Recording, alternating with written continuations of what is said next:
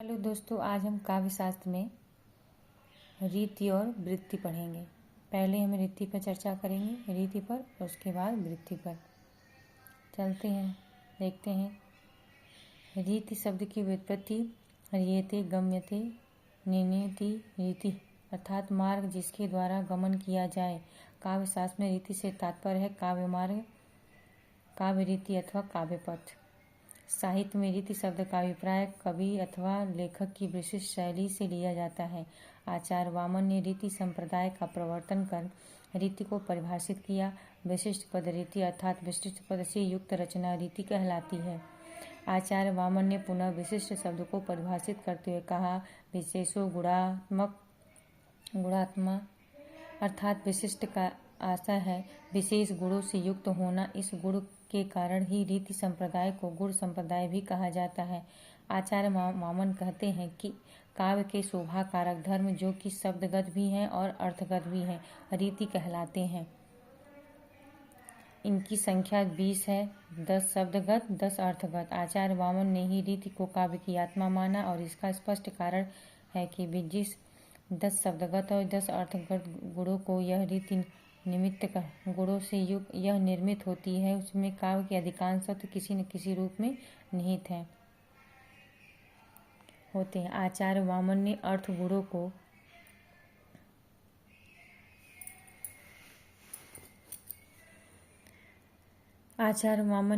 गुणों को शब्द गुणों से श्रेष्ठ माना है।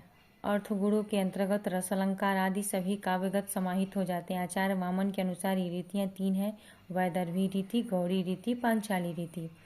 वैदर्भी रीति में रस है श्रृंगार, करुण शांत, वृत्ति है उपनागरिका और गुण है माधुर्य।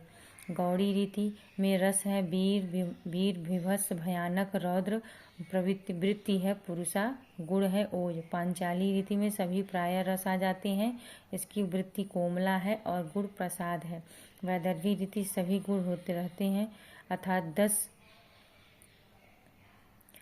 शब्दगुण शब्दार्थ का गुण, 10 शब्द गुण व 10 अर्थ गुण, जबकि गौड़ी रीति में 2 गुण रहते हैं, ओज कांति।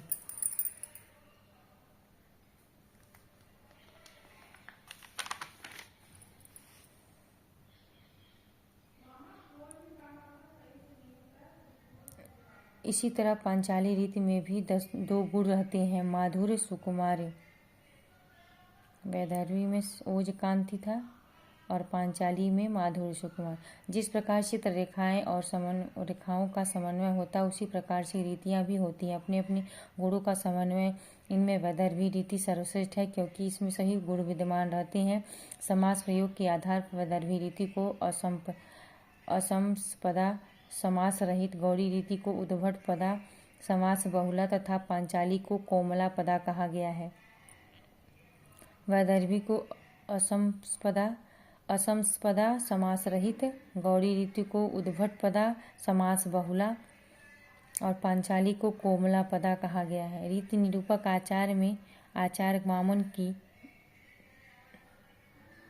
देन सर्वाधिक है, क्योंकि इन्होंने रीति के संबंध में सर्वाधिक सामग्री प्रस्तुत की है तथा रीति को काव्य की आत्मा माना है। यद्यपि वामन से पूर्व आचार्य भरत मुनि, भामा, दंडी इत्यादि ने भी रीति विषयक सामग्री प्रस्तुत की थी। आचार्य भरत मुनि ने भी अपने नाट्यशास्त्र में रीति शब्द के लिए प्रवृत्ति शब्द का प्रयोग किया है। 4 प्रवृत्तियों को प्रचलित बताया गया है, आवंतिका पश्चिमी, आवंती मालवा सिंधु सौराष्ट्र, दक्षिणात्या दक्षिणी महाराष्ट्र विदर्भ क्षेत्र, पांचाली मध्यदेश सूरसेन पांचाल मध्यदेश कश्मीर, औद्री मागधी अर्धमागधी मगध उड़ीसा बंग मिथिला कलिंग क्षेत्र। भामा ने रीतियों का तो उल्लेख किया है, किंतु उनका उल्लेख रीति के अर्थ में न करके काव्य भेद के अर्थ में किया है। भामा ने वैदर्भी एवं गौड़ी रीति के प्रमुख माना है। रीति एवं गुण का संबंध स्थापित कर आचार्य दंडी ने कहा है,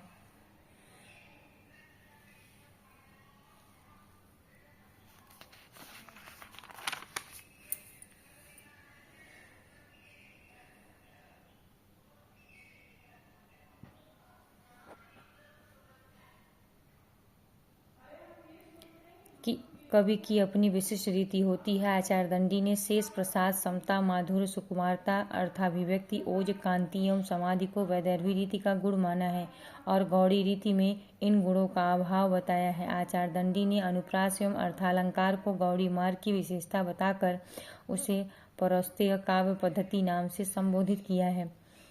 आचार्य रुद्रट ने लाटा नामक चतुर्थ रीति को उद्भावना करके रीतियों की संख्या 4 कर दी, जबकि आचार्य आनंदवर्धन ने रीतियों को संघटना था सम्यक संघटना रचना कहा है। आचार्य आनंदवर्धन संघटना को संपूर्ण सौंदर्य का साधन मानते हैं। इस प्रकार हम देखते हैं कि आचार्य वामन की रीति अपने आप में एक स्वतंत्र आधार है, जबकि आनंदवर्धन की संघटना रस पर आधारित है।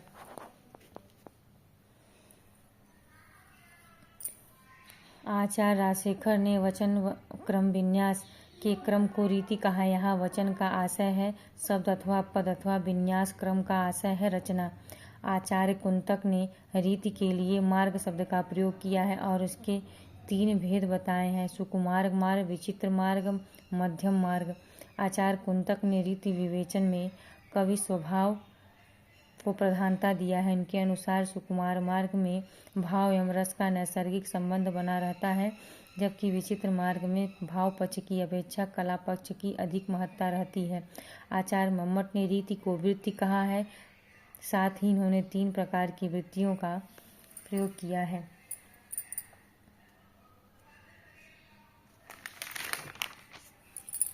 वृत्तियों का उल्लेख किया गया है।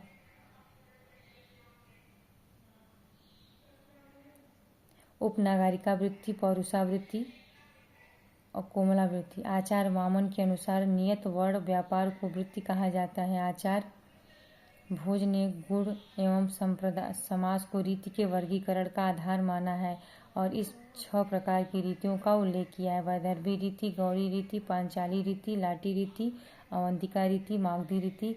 अग्नि पुराण ने 4 प्रकार की रीतियां मानी हैं: वैदर्भी रीति, गौड़ी रीति, पांचाली रीति, लाटी रीति। अग्नि पुराण ने काव्य में गुणों को अलंकार से कहीं अधिक महत्व दिया है। इस प्रकार भारतीय काव्यशास्त्र 3 प्रमुख रीतियां स्वीकार की गई हैं, जिनके काव्य के अधिकांश तत्व किसी न किसी रूप में निहित हैं। रीतियों की पहचान अब करेंगे। 3 बताई गई हैं। वैदर्भी रीति पहली, माधुर्य गुण के व्यंजक वर्णों से युक्त रचना वैदर्भी रीति कहलाती है। इसकी निम्नलिखित विशेषताएं हैं: इसमें सुकुमार वर्ण योजना, कोमल वर्ण की योजना रहती है। इसमें कठोर वर्ण के वर्णों का प्रयोग नहीं रहता। इसमें शब्द योजना समास रहित होती है। इसमें श्रृंगार, करुण इत्यादि कोमल रस निहित है।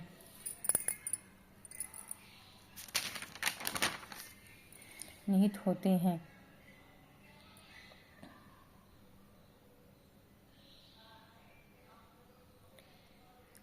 माधुर्य गुण के सभी उदाहरण वैदर्भी रीति के उदाहरण माने जाते हैं। गौड़ी रीति, ओज गुण के व्यंजक वर्णों से युक्त रचना गौड़ी रीति कहलाती है। इसकी विशेषताएं निम्नलिखित हैं: इसमें कठोर वर्ण ट वर्ग के वर्ण का प्रयोग होता है। इसकी भाषा सामासिक होती है।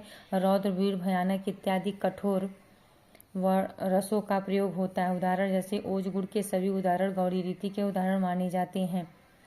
अब पांचाली रीति की बात आती है। तीसरी, माधुर्य एवं ओज गुणों के व्यंजक वर्णों से भिन्न, माधुर्य एवं ओज गुणों के व्यंजक वर्णों से भिन्न वर्णों युक्त रचना पांचाली रीति कहलाती है। आचार्य मम्मट ने इसे कोमला वृत्ति कहा है, जबकि गौड़ी रीति को पुरुषावृत्ति कहा गया है। गौड़ी को पुरुषावृत्ति और वैदर्भी को माधुर्य वृत्ति वाली। इसकी विशेषताएं निम्नलिखित हैं: इनमें छोटे छोटे समासों वाली भाषा रहती है। यह पांचाली रीति मध्यम स्तर की रीति मानी गई है।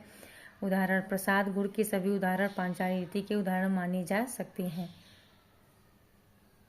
रीति काव्य लेखन कौशल। रीति का मतलब काव्य लेखन कौशल और वृत्ति का मतलब अभिनय लेखन कौशल।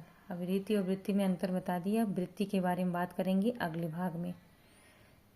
आपको वीडियो अच्छा लगे तो लाइक, सब्सक्राइब, कमेंट जरूर करें। धन्यवाद।